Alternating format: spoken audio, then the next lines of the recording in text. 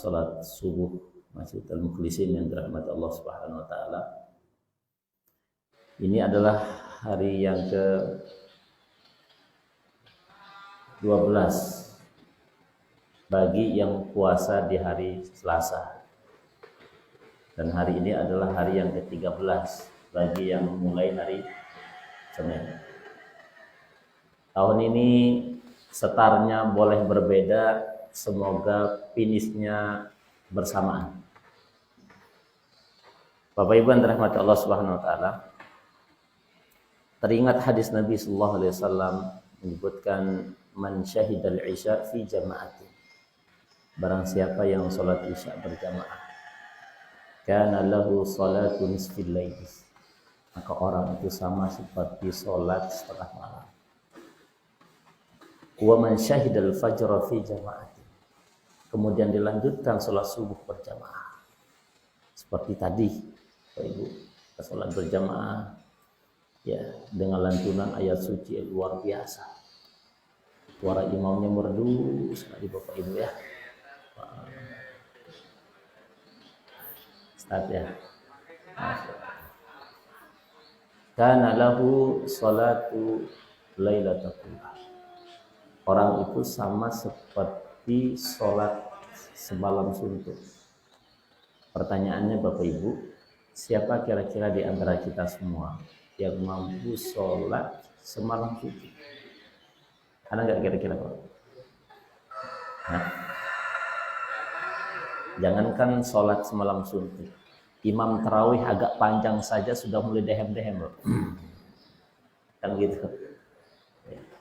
Nah, saya pernah ngimamin sholat. Saya kebetulan waktu itu sebelum tarawih, saya sampaikan sifat sholat Nabi, Bapak Ibu. Ternyata dalam beberapa riwayat, Nabi itu kalau sholat malam membaca suratul Baqarah, suratul Al-Imran, surat An-Nisa, Al-Ma'idah, dan setengah dari surat Al-An'am. Kemudian saya tanya jamaahnya, Bapak Ibu mau sholat seperti sunnah Nabi atau mirip-mirip seperti sunnah Nabi? Serempak mengatakan seperti sunnah Nabi, Ustaz. Oke. Seketika saya jadi imam, rakaat pertama saya baca 2 lembar setengah. Rakaat kedua saya baca 2 lembar setengah. Berarti kan setengah juz. Sedangkan sholatnya 23 rakaat. Assalamualaikum warahmatullahi wabarakatuh. Assalamualaikum warahmatullahi wabarakatuh.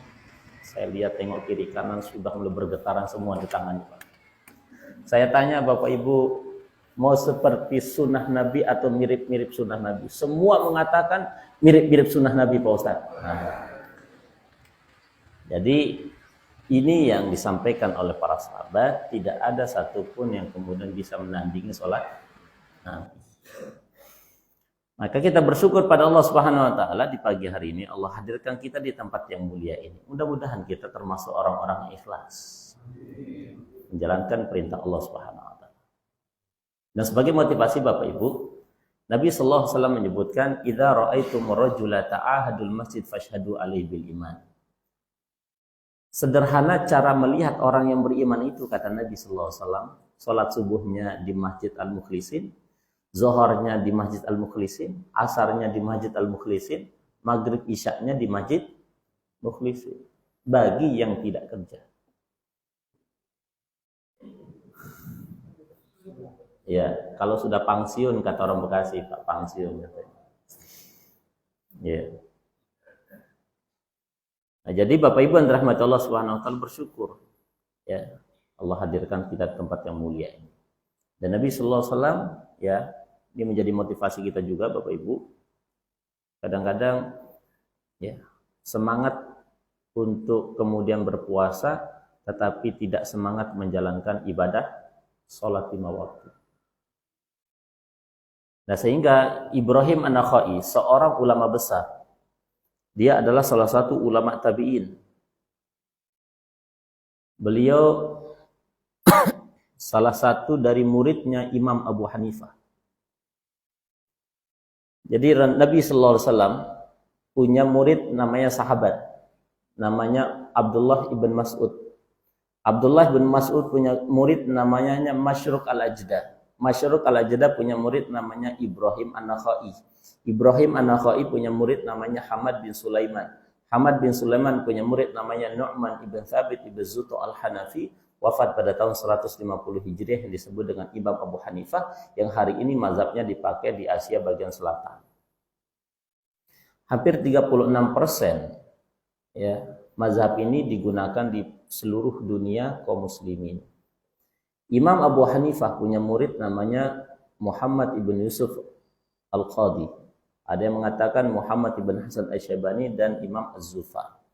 Nah, di antara rentetan sanad yang sebutkan tadi itu, ada salah satu ulama yang bernama Ibrahim an-Nakhai mengatakan, kafa aliman bil munafiqi ayyakuna rajula jaral masjid walam yurafihi. Cukuplah seseorang itu dikenali dan ditandai dan distempel sebagai orang yang munafik apabila rumahnya bertetangga dengan masjid tetapi batang hidungnya nggak pernah kelihatan di masjid. Apa makna bertetangga? Para ulama mazhab Syafi'i dan mazhab Hambali dan Hanafi menyebutkan orang itu dikatakan sebagai orang munafik apabila rumahnya bertetangga dengan masjid. Ulama Syafi'iyah seperti Imam Nawawi menyebutkan kalau 40 jarak rumah antara masjidnya dialah disebut dengan tetangga. 40 ke depan, 40 ke belakang, kiri dan kanan. Hari ini cara mengukurnya sederhana. Apabila speaker rumah kita masuk ke dalam rumah kita, kemudian tidak datang ke Masjid Al-Mukhlisin, hati-hati, jangan-jangan kita termasuk orang-orang munafik. Jangankan kemudian mereka-mereka yang tidak sholat, Bapak Ibu, orang yang sholat pun masih berpotensi sebagai orang yang munafik. Kenapa? Kata Qur'annya begini. Wa idza qamu ila sholati qamu kusala yura'una an-nas wa yadhkurullaha illa qalila. Ada 3 orang munafik itu versi Quran. 1, kalau datang ke masjid datang keadaan bermalas-malasan. Para ulama tafsir memberikan penjelasan. Siapa mereka ini? Imam Ibnu Qayyim al-Jauziyah menyebutkan yudayiku awqatus salawat. Mereka-mereka yang terbiasa menunda-nunda waktu salat. Berdasarkan hadis Nabi sallallahu alaihi wasallam, harta qarnu syayatin, sehingga tanduk setan itu sudah mulai berdiri.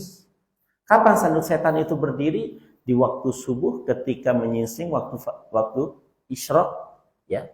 Makanya kenapa sunnahnya waktu isyraq itu kemudian agak dikasih jeda, ya. Kemudian ketika matahari sudah mulai tenggelam di arah barat, disitulah kemudian dilarangnya kenapa ada ba'diyah dan salat ba'diyah asar dan ba'diyah subuh. Nah, ada orang-orang kemudian terbiasa salat subuh sudah mau menjelang jam 7 pagi, padahal dia puasa. Ada orang-orang yang kemudian salat asar sudah mau menjelang berbuka baru salat asar. Kenapa? Asar mulai meeting, Pak. Ada nggak pengalaman begitu, Pak? Nanti keluar meeting jam 5. Beres-beres, scan. Udah setengah 6, turun dari lift udah jam 5.45, ambil air wudhu dan sebagainya, sudah mau menjelang maghrib. Ada yang pernah begitu, Bapak Ibu? Saya melihat di sini tidak ada. Tidak ada di sini, Pak. Di sana ada. Wa idza qamu ila sholati qamu kusala. Malas dia salat. Yurawun nas. Kalau rame-rame semangat dia, Pak. Giliran dia salat sendiri di rumah. Inna a'tainakal kautsar fasholli rabbika wanhar inna syani'aka huwal abtar. Coba dia salat di Masjid Al-Mukhlisin. Ya. Panjang betul ayatnya, Pak. Karena banyak orang. Coba dia sholat sendiri di rumah. Yang dibaca kulhu ina ataina, kulhu ina ataina, kulhu ina ataina. Wa yadhkurullaha illa qalila. Dan tidak mereka mengingat Allah kecuali yang sedikit saja. Ya, mohon maaf. Ya, banyak di antara kita Assalamualaikum warahmatullahi, Assalamualaikum warahmatullahi. Bukan zikir. Yang dilihat apa? TikTok, WA. Banyak nggak Bapak Ibu? Termasuk Pak Ustadznya katanya. Ini contoh aja Bapak Ibu. Nah ini motivasi bagi kita, mudah-mudahan kita semua ya yang hadir di masjid yang mulia ini, hari ini jangan sampai kemudian kita ingin masuk surga sendiri, terlalu besar, terlalu luas surga yang ada di akhirat itu Bapak Ibu. Maka Bapak Ibu, yuk kita amalkan hari ini, kita pengen jadi orang siapa? Muslih. Siapa itu? Dia soleh secara pribadi dan soleh secara masyarakat. Maka Bapak Ibu, misalnya di sini ada 50 orang, mulai azamkan hari ini sholat zuhur, asar, maghrib, isya, gunakan ilmu teman-teman jamaah tabligh. Setiap waktu sholat, getok rumah tetangga kita. Assalamualaikum bang, yuk kita sholat. Bayangkan Bapak Ibu, kalau di sini ada 50, pegang satu-satu, berangkat ke masjid, ada berapa? Pada saat yang bersamaan, ada 100. Kalau ada 100 jamaah, kemudian getok rumah, kemudian diambil satu jadi berapa? 200. Insya Allah Bapak Ibu di sini kita bisa amalkan. Siap Bapak Ibu? Siap? Ini ada cerita sedikit. Saya, alhamdulillah di usia 30 tahun saya diangkat menjadi ketua Dewan Masjid sepondok Melati.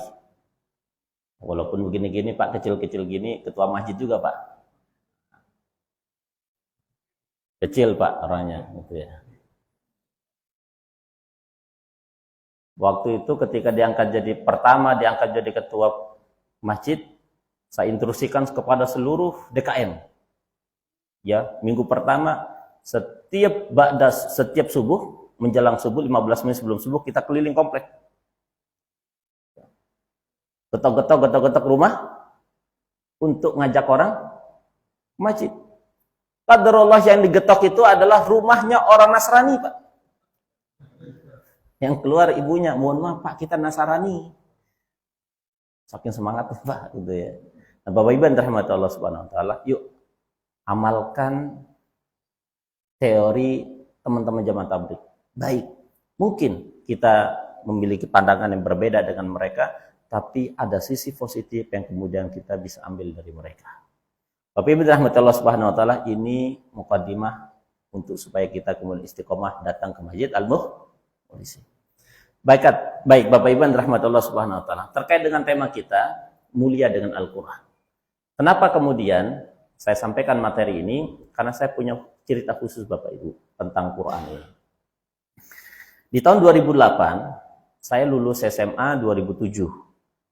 2008 kemudian saya ngambil jurusan bahasa Jepang di akademi bahasa asing. Ketika semester 3, ayah saya jatuh stroke berat Pak, tidak bisa bergerak. Ya. Di rumah sakit sekitar 3 bulan. Ibu saya telepon, jadi ayah sudah tidak bisa menafkahi kamu dan tidak bisa menyekolahkan kamu sampai selesai. Ada 2 kemungkinan. Kemungkinan pertama kamu pilih. 1, kamu pulang bantu kami di sini untuk bertani. 2, kamu cari lembaga tahfidz, ya, kamu belajar Quran, semoga ada berkahnya. Kalimat ibu saya ini yang kemudian saya ingat dari tahun 2008 sampai hari ini, dan ini saya cerita kemana-mana. Yang saya lakukan pada saat itu adalah mengambil opsi yang kedua, yaitu belajar ke Baitul Quran. Baitul Quran itu ada Baitul Quran namanya, pesantren di Depok, pengasuhnya Kiai Haji Dr. Musli Abdul Karim. Saya belajar di sana. Kemudian ketika saya belajar di sana, saya menemukan satu buku yang dikarang oleh Imam Ibnu Qayyim Al-Jauziyah. Judul bukunya adalah At-Tadawi bil Quran. Berobat dengan Al-Quran. Diambil istinbat hukumnya dari surat Yunus ayat 57. Ya ayyuhan nasu qad ja'akum mau'izatun min rabbikum وشفاء لما في الصدور. Hai manusia, telah datang kepadamu mau'izah, Quran, wasyifa, dan obat. Para ulama tafsir kemudian memberikan penjelasan. Makna syifa itu Bapak Ibu, ya, itu mampu mengobati fisik dan psikis. Ternyata saya membaca beberapa literasi pada saat yang sama, yaitu berobat dengan Al-Quran. Maka 1 bulan pertama, alhamdulillah, saya hafal juz 30, juz 29, dan setengah juz 1. Balik ke kampung. Saya bawa air zam-zam Bapak Ibu. Yang 5 liter kalau kita pergi umrah haji itu. Nah, di Jakarta saya bawa ke kampung. Waktu itu ayah saya masih berbaring di rumah sakit. Saya datang ke rumah sakit.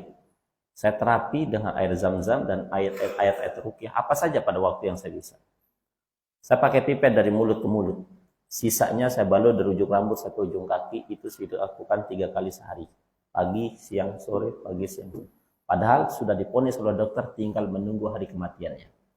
Bapak Ibu yang dirahmati Allah Subhanahu wa taala, singkat cerita, alhamdulillah dokter yang memponis itu meninggal tahun 2012 dan alhamdulillah ayah saya sampai detik ini tidak pernah sakit lagi. Di situ saya melihat perubahan-perubahan dahsyat bersama Al-Qur'an. Nah, disitulah kemudian berazam kemudian belajar agama dengan baik.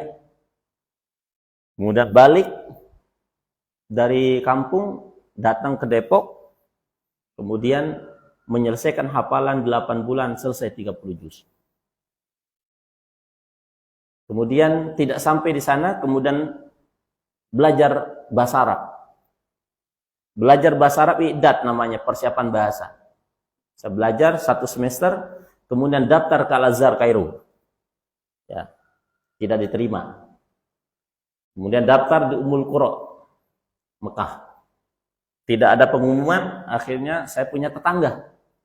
Anaknya sekolah di Sudan. Dan ketua PPI. PPI itu apa? Persatuan Pelajar Indonesia. Saya dapat informasi. Bisa tes di sini, tapi lama. Yang kedua, bisa datang langsung ke Sudan. 2010, kemudian daftar, ya, kemudian daftar, ngurus visa dan sebagainya, berangkat dengan visa turis. Ada 2 kemungkinan. Kalau kemudian saya lulus di sana, alhamdulillah. Kalau tidak, malunya saya setengah mati kalau kemudian saya akan balik ke Indonesia. Maka pada waktu itu ketika saya datang ke Sudan, yang pertama kali saya cari itu adalah bukan universitasnya, tetapi yang pertama saya cari itu adalah di mana lembaga tahfiz. Saya cari. Nah, ketika saya temu dengan lembaga tahfiz, alhamdulillah saya belajar dengan Syekh Dr. Muhammad Abdul Karim. Beliau ini adalah salah satu pengajar di Masjidil Haram yang hari ini muridnya itu adalah Syekh Mahir Al-Muqli. Syekh Mahir Al-Muqli itu adalah salah satu imam Masjidil Haram termuda hari ini Bapak Ibu. Mungkin kalau pernah dengar suaranya itu, ya, nanti di-share aja, di-share itu di YouTube, Pak.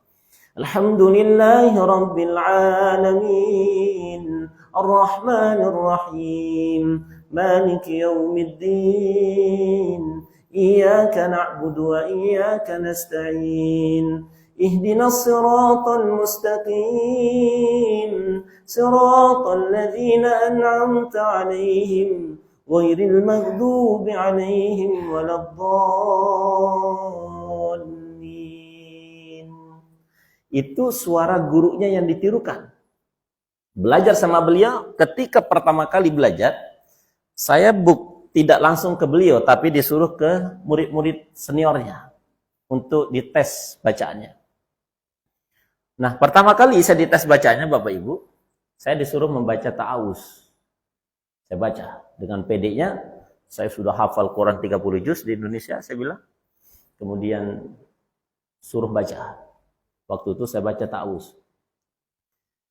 A'udzu billahi minasy syaithanir rajim. Disuruh ulang. Seulang. A'udzu billahi minasy syaithanir rajim. Boleh saya tanya, kira-kira bacaan kamu yang nomor pertama dan nomor 2 itu yang benar, yang salah, yang mana secara teori ilmu tajwid?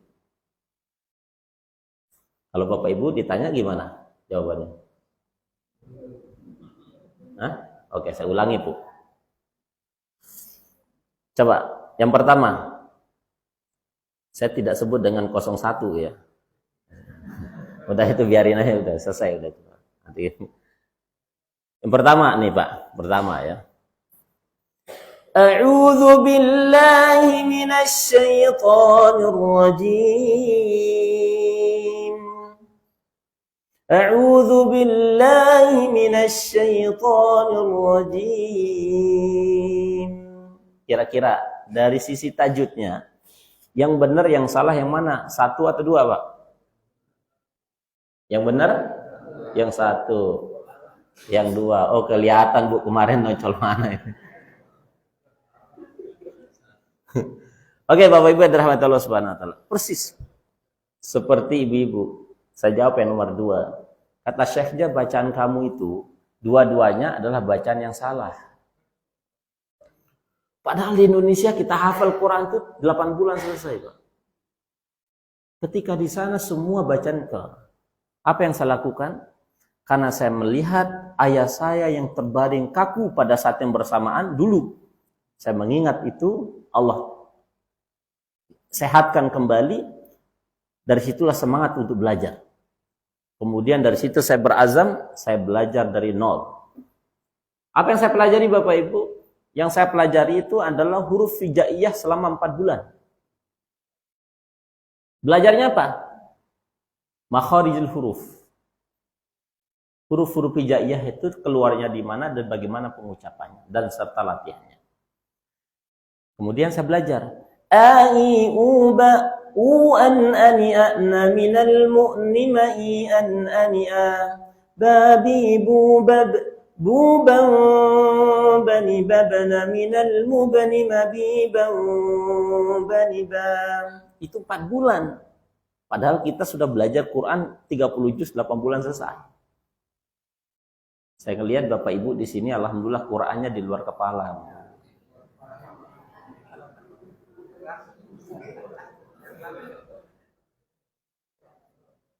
Iya. Bapak Ibu, ya, itu kita lakukan setiap pagi dan sore hari selama 4 bulan.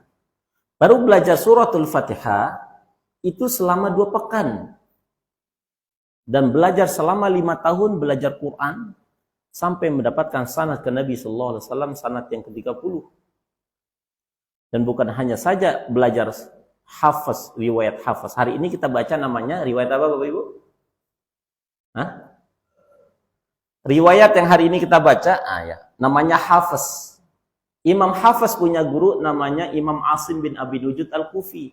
Punya guru namanya Imam Abdurrahman As-Sulami. Punya guru namanya Abdullah bin Abbas. Abdullah bin Abbas punya guru 5 sahabat kibaru sahabi. Di antaranya ya Utsman ibn Affan, Ubay bin Ka'ab, Ali bin Abi Thalib dan sebagainya.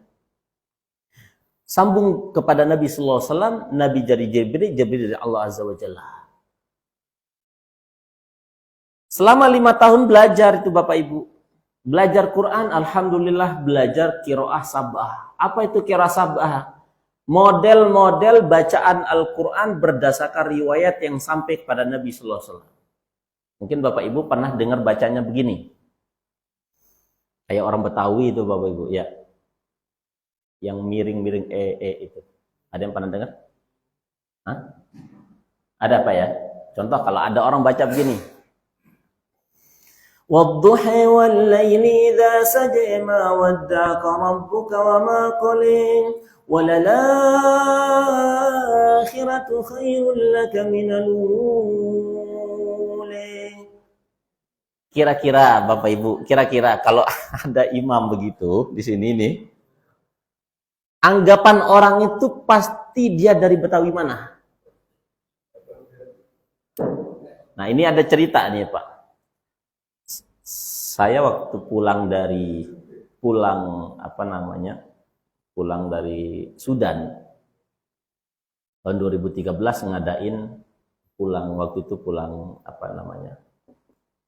liburan sekolah kuliah, pulang ke Indonesia 1 bulan. Waktu itu saya diminta untuk mengisi daurah itu apa bahasa kita itu, seminar Quran, 200 muhafiz Quran, khusus para penghafal Quran semua di Jakarta Barat, memperkenalkan qiraah sabah.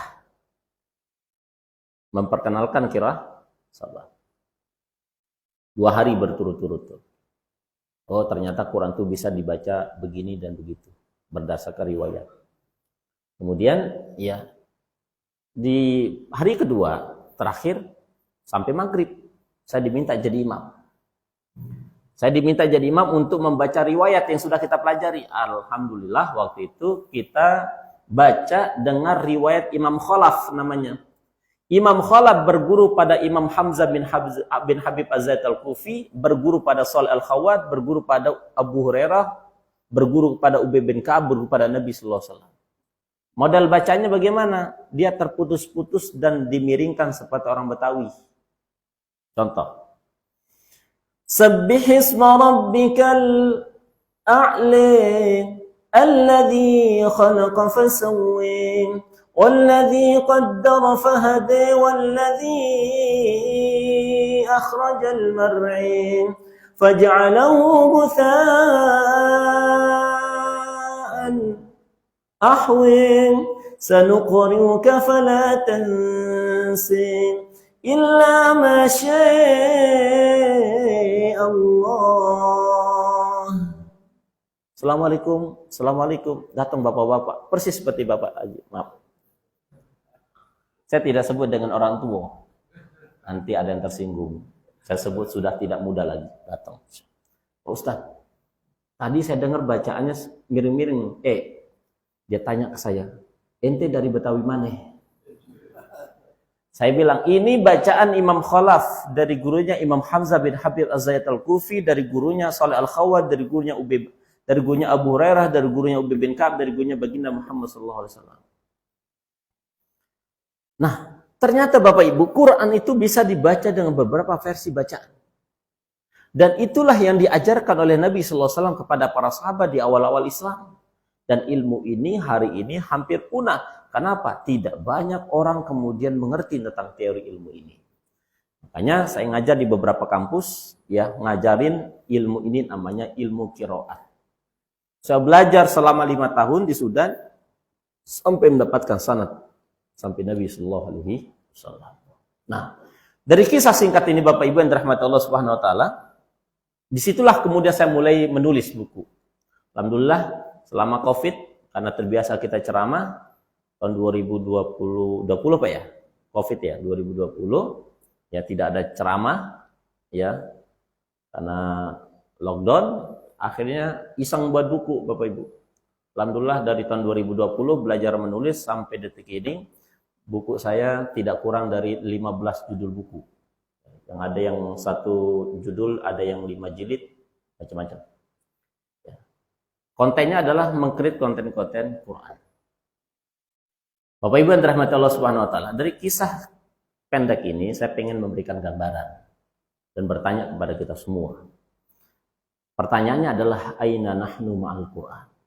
Hari ini kita sudah sampai level mana bersama Al-Quran? Saya kasih gambaran Bapak Ibu.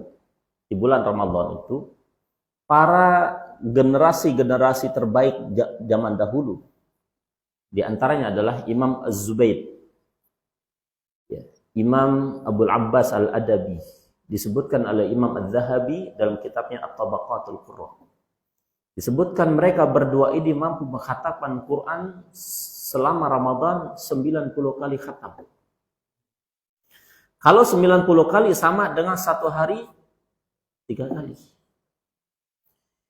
Imam Asy-Syafi'i dan Imam Nu'man ibn Thabit ibn Zuto al-Hanafi, atau yang kita sebut dengan Imam Abu Hanifah, beliau kemudian mengkhatamkan Quran sitina marrah 60 kali di dalam bulan puasa. Kata imam siapa? Kata Imam Nawawi. 60 kali. Berarti kalau 60 kali sehari berapa? 2. Kata Imam Nawawi, di siang hari khatam 1 kali, di malam hari khatam 1 kali. Siapa itu? Imam Syafi'i dan Imam Abu Hanifah. Kita ini siapanya Imam Syafi'i, Bapak Ibu? Hah? Kenal Imam Syafi'i, Bapak Ibu? Kenal Imam Syafi'i? Oke. Indonesia menganut mazhab siapa? Nah, berarti kita sebut dengan apa? Pengikut Sapi atau Sapi, Pak? Kalau Sapi, dia setengah juz saja, Pak, sehari. Kalau Syafi'i 30 juz siang sampai menjelang sore. Imam Bukhari, kata Imam Az-Zahabi dalam kitabnya At-Tabaqat Al-Qurra, dan Imam Syatibi dalam kitabnya At-Tabaqat menyebutkan bahwa Imam Al-Bukhari, murid daripada Imam Ahmad ibn Hanbal, yang punya kitab Sahih Bukhari, judul aslinya adalah Al-Jami' As-Sahih Al-Musnad Al-Mukhtasar min Kalamihi wa Yamihi. Itu nama kitabnya. Nah, kemudian dipersingkat oleh penerbit supaya mudah dihafal oleh jamaah Masjid Al-Mukhlisin. Maka disebut dengan Sahih Bukhari. Beliau khatam siang khatam 1 kali, malam 3 malam sekali. Ya, berarti kalau 3 malam sekali berarti berapa? 10. Berapa? 10. Iya. Tambah 30 berarti 40 kali khatam Imam Al-Bukhari. Nah, pertanyaannya kita ini Bapak Ibu rahmati Allah Subhanahu wa taala, ayah bunda semua, kira-kira berapa target khatam kita pada Ramadan 1445 Hijriah? Siapa yang sudah khatam 30 juz, Bapak Ibu? Ibu-ibu sudah? Nah, Bapak-bapak. Oke, Bapak Ibu, ya. Saya pengen kasih gambaran kepada kita semua secara ringkas.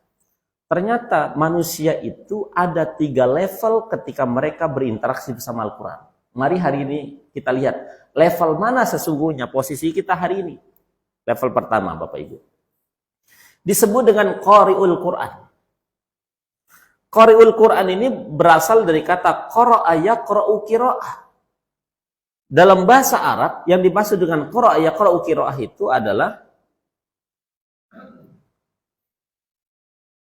membaca, walaupun pada saat yang bersamaan belum tentu dia paham apa yang dibaca. Itu yang disebut dengan qari. Makanya kalau dalam acara-acara resmi, ya sering MC mengatakan yang akan membacakan ayat suci Al-Quran pada kesempatan kali ini qari fulan, dan akan diikuti oleh sari tilawah dengan fulana. Kan begitu rata-rata Bapak Ibu ya. Ternyata kalimat ini, ya, pada level ini ada orang-orang berinteraksi bersama Al-Quran, ya, hanya membaca, tetapi belum tentu dia paham apa yang dia baca. Buktinya mana? Ketika Nabi SAW di usia 38 tahun, 39 tahun, di usia 40 tahun, Nabi SAW bolak-balik tuh dari Mekah menuju gua Hira. Bolak-balik, Pak. Ngapain? Takhalus, menyendiri. Bahasa agamanya. Bahasa orang Pulau Gadungnya, Pulau Gebang ya, Pak ya. Pulau Gebangnya me time. Apa? Me time. Me artinya saya, time artinya waktu. Biarkan saya menyendiri. Nah, ibu-ibu kan biasa begitu, Pak. Ini anak silahkan diurus pagi ini sampai siang sampai sore saya pengen me time. Kemana? Ke mall. Menyendiri ya. Bapak Ibu yang dirahmati Allah, Nabi itu melakukan itu. Sampai ke Nabi sallallahu alaihi wasallam usia 40 tahun didatangi oleh makhluk yang tidak pernah dilihat sebelumnya. Sampai Nabi sallallahu alaihi wasallam kaget dan takut. Kemudian Nabi sallallahu alaihi wasallam didekati oleh makhluk tersebut sambil mengatakan, "Ya Muhammad, Iqra." Wahai Muhammad, baca. Kata Nabi SAW, ma ana biqari, aku nggak bisa baca. Sampai 3 kali instruksi yang sama, jawabannya pun hampir sama. Ma ana biqari. Sampai instruksi keempat, Nabi SAW dibacakan ayat, Iqra bismi rabbikal ladzi khalaq, khalaqal insana min 'alaq. Iqra wa rabbukal akram, alladzi 'allama bil qalam. Allamal insana ma lam ya'lam. Ayat ini turun pada Nabi sambil gemetaran. Nabi sallallahu alaihi wasallam turun dari gua langsung kemudian ke rumahnya Sayyidina Khadijah. Dari kisah singkat tadi, kata para ulama sejarah, Nabi kalau memiliki masalah di luar sana, Nabi langsung kembali ke rumahnya Khadijah. Ini menunjukkan bahwa suami itu tempat terbaik untuk curhat dan kembali adalah di rumah. Maka rumah dalam bahasa Arabnya ada 2, baitun dan sakan. Apa makna baitun? Tempat tidur, tempat istirahat. Sakan itu adalah tempat yang paling tenang ketika kita memiliki masalah di luar sana. Di mana? Di rumah.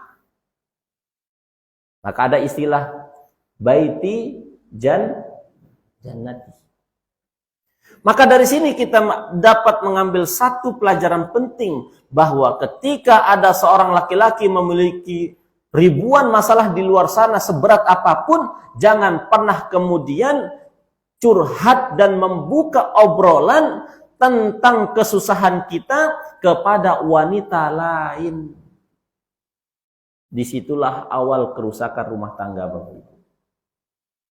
Betapa banyak orang kemudian bercerai hari ini, selingkuh dan sebagainya, karena ketika seorang laki-laki memiliki masalah di luar sana, di kantornya, dengan orang lain dan sebagainya, dia mulai curhat dengan orang yang bukan muhrimnya.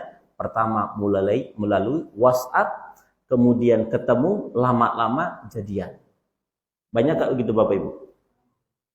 Ini yang dilakukan Nabi dari gunung turun ke rumahnya Khadijah.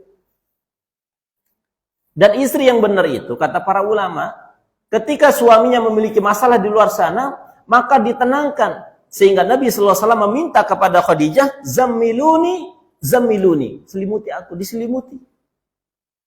Nah, ini menunjukkan bagaimana interaksi laki-laki dan perempuan, suami dan istri. Kalau suaminya pulang dari luar, langsung jangan ditodong Bapak Ibu. Baru kita buka gerbang, Pak. Sudah teriak-teriak ibunya dalam. Apa yang diteriakin? Gas habis, air galon habis, token listrik habis, tukang sampah belum datang. Kan begitu, Pak? Ini belum kita buka helm, Pak. Ada nggak mengalami begitu? Di sini alhamdulillah tidak ada. Sana. Nah, Bapak Ibu yang dirahmati Allah Subhanahu wa taala, level ini kata ulama bisa jadi ada orang baca Quran tapi nggak paham sebagaimana instruksi yang diinstruksikan malaikat kepada Nabi. Tapi ingat kata Nabi sallallahu alaihi wasallam, pada level ini jangan minder. Man qara'al Quran, barang siapa man qara'a harfan min kitabillah, barang siapa yang membaca satu huruf dari Al-Quran, falahu hasanah, maka dapat satu kebaikan. Wal hasanatu bi asyri amsalihha, dan satu kebaikan akan dilipatkan menjadi 10. Dan Nabi mempertegas Bapak Ibu pada kalimat ini, wala aqulu alif lam mim harf. Aku enggak katakan alif lam mim itu satu huruf, tapi alif satu huruf, lam satu huruf, mim satu huruf. Bayangkan Bapak Ibu, kalau nanti pulang dari sini, alif lam mim, baca dari sini sampai rumah. Berapa kali kalimat alif lam mim terucap? Kemudian ya misalnya 10 kali. Berarti ada 10 kali, berarti ada 30 kali, 30 huruf. 30 kali 10 jadi berapa? 300. Berarti ada 300 pahala yang didulang oleh orang pada saat yang bersamaan, kata Nabi sallallahu alaihi wasallam. Coba bayangkan kalau seandainya yang dibaca itu adalah akhir daripada surah apa? Surah An-Naba. yang dibacakan oleh Ustaz tadi. Inna lil muttaqina mafaza hadaiqa wa a'naba wa kawa'iba traba wa ka'san dihaqa, sampai akhir. Coba bayangkan berapa huruf yang kemudian kita baca kali 10. Ini keutamaan di level terendah ini Bapak Ibu. Walaupun dia nggak paham apa yang dia baca. Tapi ingat kata Nabi, pada level ini juga ya memiliki syarat dan ketentuan. Apa syaratnya? Ya ayyuhal muzammil qumil laila illa qalila nisfahu aw inqus minhu qalila aw zid alaihi warattilil qur'ana tartila. Engkau baca Quran dengan tartil. Apa makna tartil Bapak Ibu? Kira-kira bahasa sederhananya, kita baca berdasarkan ilmu tajwid. Jika itu makna tartil.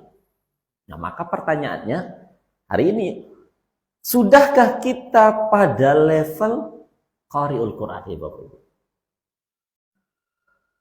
Atau ada di antara kita kalau ngajinya ijajul jilatil ardu jiljalah, ada nggak begitu Bapak?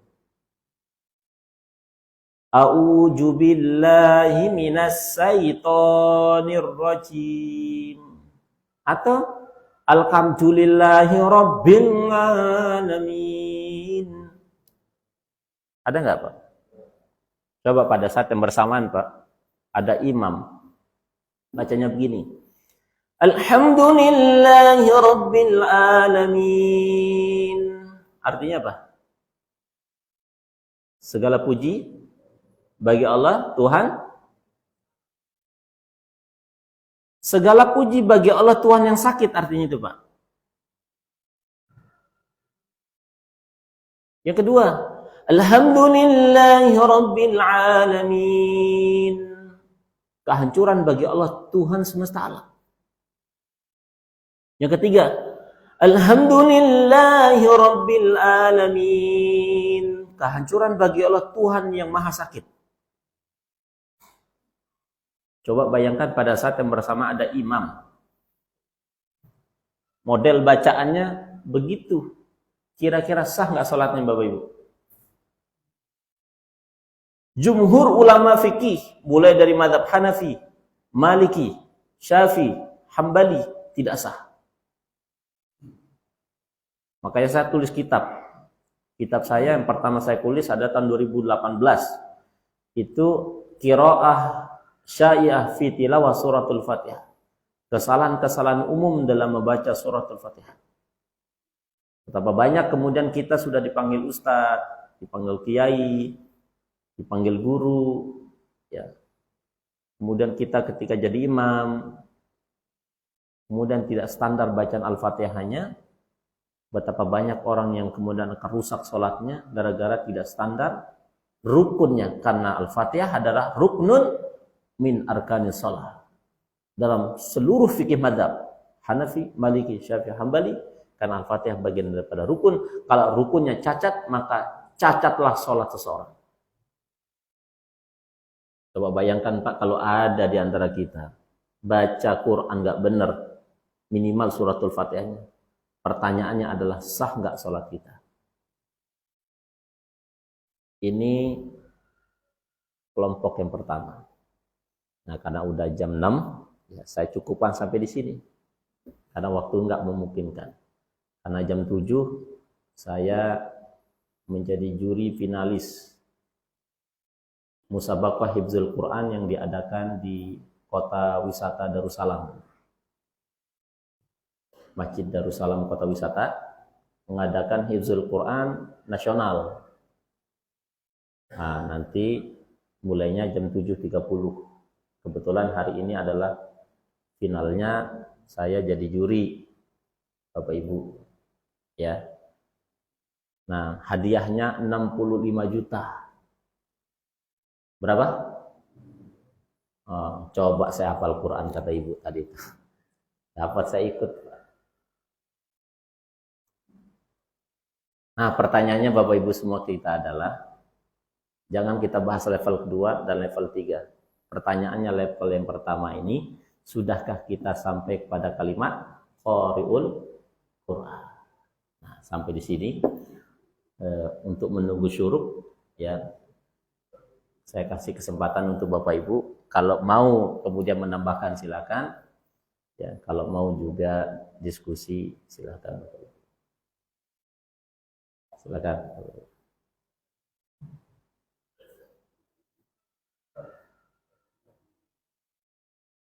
Oh ya.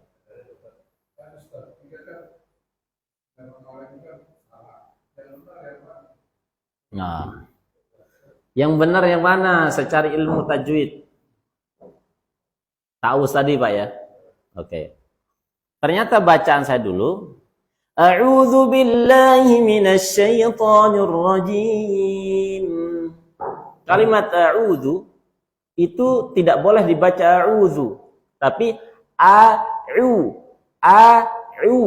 Dengan teori ilmu tajwid, fathul fammi fathan tamam. Bukalah mulut dengan bukaan sempurna. A'u. Kemudian wa kullu madmumin fala yatimma illa bidami syafatin duman. A'u. Bukan a'u. Nah, itu satu. Itu baru a'u-nya ya, Pak. Belum yang lain. Tuh kesalahan. Sedetail itu Quran, Pak. Beda dengan bahasa Sunda. Mohon maaf. Kumaha damang artinya apa? Saya panjangkan, kumaha damang artinya apa? Sama. Coba Quran. Qoro'a artinya apa? Membaca. Qoro'a artinya apa? Dua orang membaca. Sama enggak? Bismillahirrahmanirrahim. Bismillahirrahmanirrahim. Yang pertama dengan menyebut nama Allah Tuhan yang Maha Pengasih lagi Maha Penyayang. Yang kedua dengan dosa Allah yang Maha Pengasih lagi Maha Penyayang. Sama seperti kita. Ya, sering ngucapin bahasa Arab itu, Pak. Saya kadang-kadang saya nggak tanggapi, Pak. Syukuran Pak Ustadz. Saya nggak tanggapi kalau gitu. Syukuran itu artinya apa? Hah? Sering dengar ya? Syukuran Pak Ustadz gitu ya. Artinya apa? Mabuk lo Pak Ustadz artinya. Yang benarlah syukron. Syakaro, syukron. Syukron pakai sin. Sukaro artinya mabuk, Pak. Coba. Syukron Ustadz. Mabuk lo Ustadz. Bayangin. Karena saya S1, S2 saya ya bahasa Arab, Pak. Sastra Arab, bahasa kuliah saya gitu. Jadi tahu gitu. Makanya kalau ada DKM, syukuran Ustadz. Nah, saya diamin aja tuh. Ini mohon maaf yang ngubung-ngubungin saya. Syukuran. Ya. Mabuk lo Ustadz. Astagfirullahaladzim. Nah, kebetulan nama mertua saya Muhammad Syukron, Pak. Iya. Ada orang komplek datang. Pak Ustadz, Haji Syukron ada? Enggak ada Haji Syukron kata saya. Yang ada Haji Syukron. Yang Haji mabuk ada nggak dalam? Jangan gitu, Pak. Nah, inilah sensitifnya bahasa Arab, Pak. Bagaimana kemudian? Makanya wajar kalau kemudian ganjarannya besar. Maka Bapak Ibu, yuk kita belajar ngaji. Alif bata saja. A I U ba u an ani ana minal mu'lima i an ani a. Dan itu saya buat bukunya, Pak. Nanti langsung di scan barcode-nya langsung muncul di YouTube saya. Untuk mempelajari mudah. Tinggal klik di HP. Ya. Di situ saya buat tutorial cara mengucapkan makharijul huruf. Itu Pak Haji ya. Nah, mudah-mudahan insya Allah ya, kalau saya diundang lagi ke sini, insya Allah sudah hafiz Quran semua nih, Bang. Yang paling kencang aminnya insya Allah istijabah. Nah ini saya punya cerita. Saya senang cerita, Bapak. 2013, lagi-lagi 2013. Saya ngisi pengajian ibu-ibu. Ibu-ibu yang paling kencang aminnya insya Allah nanti kita ketemu di depan Ka'bah. 2014 Pak, saya lagi bawa jamaah. Waktu dari Sudan kan langsung bawa jamaah di sana. Lagi tawaf. Assalamualaikum Pak Ustadz. Siapa? Saya ibu-ibu. Ustadz bilang yang paling kencang aminnya Allah istijabah kita ketemu di Ka'bah. Masya Allah Pak. Ya, maka Bapak Ibu dari ujung ke ujung ini, ya, siapa yang paling kencang aminnya, mudah-mudahan bisa haji umroh gratis. Amin. Yang bapak-bapak bisa nikah lagi Pak. Jangan Bu, jangan ya, maaf. Ibu-ibu anaknya mudah-mudahan jadi hafiz Quran. Oh, Bapak girang bener itu Pak. Subhanallah.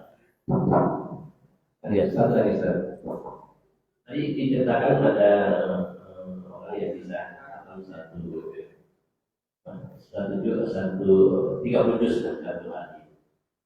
Terus dikaitkan tadi dengan bacaan tartil. Sejauh mana tartilnya orang-orang tersebut bisa hafal satu 30 juz. Ya. Bagi kita orang biasa, ya, maka akan bertanya, mungkinkah itu terjadi?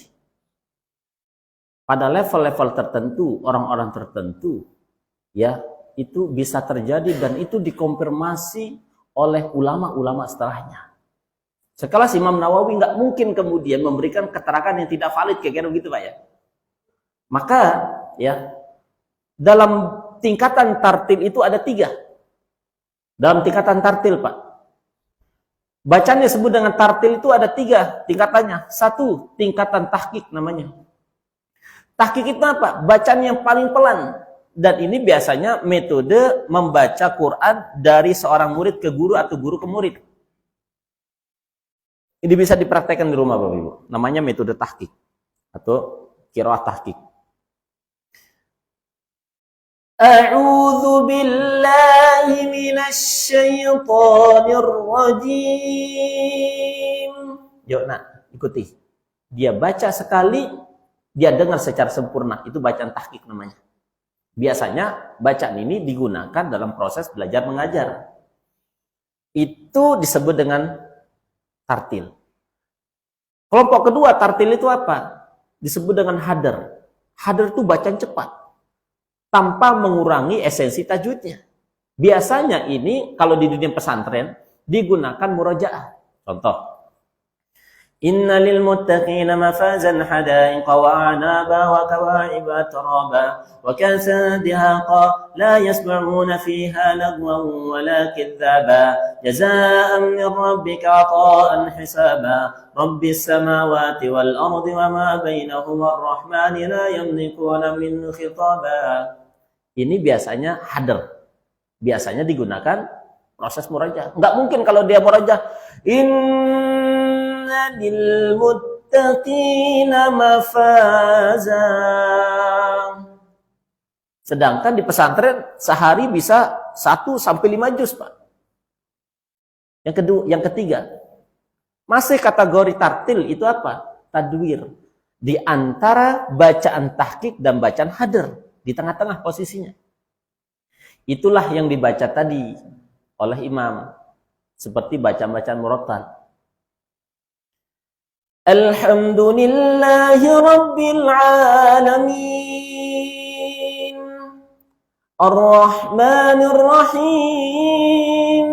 Maliki Yawmiddin. Iyyaka na'budu wa iyyaka nasta'in. Ihdinas siratal mustaqim.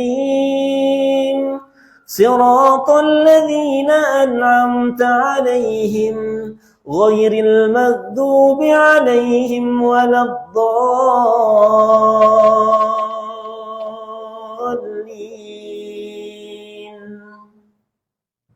Coba Pak, imam ada yang suaranya begitu enak gak kita jadi makmum? Enak. Ini imamnya. Alhamdulillahi Rabbil Alamin. Bubar Pak. Ijajul jilatil ardu jiljalaha. Mana baca Quran imam itu?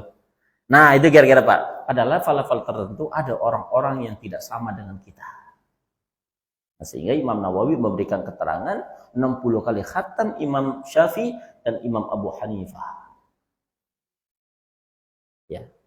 Dan level-level tertentu bagi orang. Subhanallah. Nah, mudah-mudahan kita ini pengikut Syafi'i termasuk orang-orang kemudian punya semangat yang sama. Terakhir Bapak Ibu saya berpesan, kalau Bapak Ibu punya target Ramadan 2 kali khatam, maka khatamkanlah Arabnya sekali dari Al-Fatihah sampai An-Nas, kedua khatamkan terjemahnya. Bagi bapak-bapak sebenarnya sudah harus naik level. Disebut dengan tali Al-Quran. Dia faham apa yang dibaca. Supaya kita tahu Al-Fatihah dia berbicara apa sih? Al-Baqarah bicaranya apa sih? Al-Imran bicara apa sih? Al-Maidah bicara apa sih? Sampai An-Nas. Maka Bapak Ibu beli Quran yang gede. Yang gede ya. Yang gede supaya tidak ada alasan untuk tidak baca Quran. Baca terjemahnya. Oh, ayat Quran itu begitu. Nah, mudah-mudahan Bapak Ibu yang dirahmati Allah Subhanahu wa taala, kita yang duduk di pagi hari ini dapat berkahnya Al-Quran, dapat berkahnya majlis taklim, dapat berkahnya kita duduk di Masjid Al-Mukhlisin ini. Semoga kita keluar dari masjid ini termasuk orang-orang yang mukhlis. Apa itu? Orang-orang wa ma umiru illa liya'budullaha mukhlishina lahuddin. Jazakumullah khairah. Ya, mohon maaf lahir batin kalau Bapak Ibu kalau ada hal-hal yang kurang tepat dalam penyampaian, tutur kata yang kurang tepat. Adanallahu wa iyyakum. Assalamualaikum warahmatullahi wabarakatuh.